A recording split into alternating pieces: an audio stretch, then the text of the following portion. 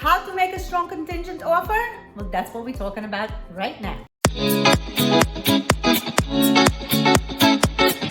Welcome back to my channel. If we haven't met yet, I'm Esphir Popilevsky with Supreme Home Sales, and today let's get right to it on how to make a strong contingent offer and win.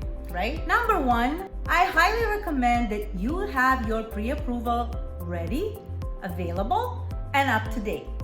That is a pre-approval and not a pre-qualification. Number two, your contingency is very much attached to the qualification of the buyer that is purchasing your home. So that means that you have to prove your qualifications to the seller of the home you're purchasing and prove the qualification of the buyer that is purchasing your home, and that's where your contingency lays at. Number three is let's get through the list of items that you would want to have available when you present an offer to the seller contingent upon the sale of your current home. The items would include, which I recommend, the following. One is you would want to have the buyer that's purchasing your home, their pre-approval or their proof of funds if they're purchasing your home in cash. Number two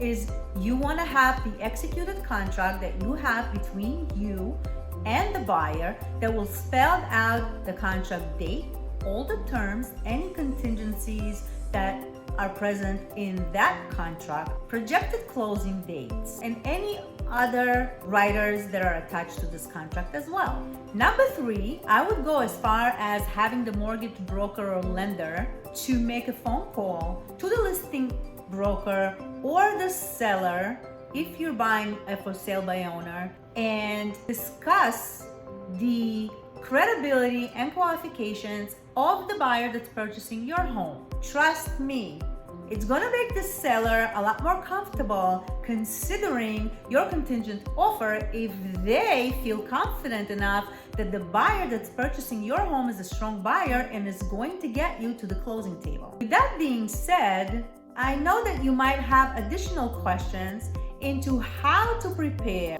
In conclusion, to make a contingent offer strong, it really is all about the qualification and the strength of the buyer purchasing your home. So that's how you want to focus in presenting your own offer when you're purchasing the house that's contingent to the sale of your home. In conclusion, your contingent offer is directly related to the strength of the buyer that's purchasing your home, and that's what you gotta prevail to the seller to make your offer look very strong.